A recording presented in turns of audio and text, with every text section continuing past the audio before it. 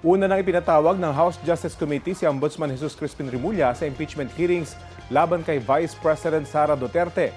Batay sa inisyo na subpoena ng komite para kay Remulla, pinapaharap siya sa komite sa April 14. Pinapadala sa kanya para isumite ang certified true copies ng Statement of Assets, Liabilities and Net Worth o SALN ng BISE. Mula 2007 hanggang 2013 at 2016 hanggang 2022 kung kailan nanilbihan siya bilang opisyal sa Davao City. At mula 2022 hanggang 2025 kung kailan siya Vice Presidente. Hawak na raw ng ombudsman ng subpoena at sinabing handa silang tumugon dito.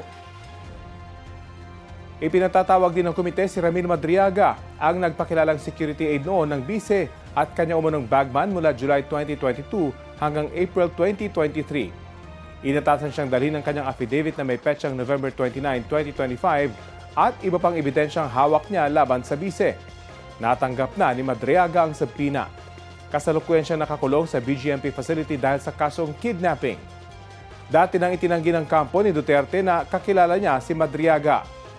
Ipinatawag din ng komite sa April 14 ang abogado na nagnotaryo sa affidavit ni Madriaga.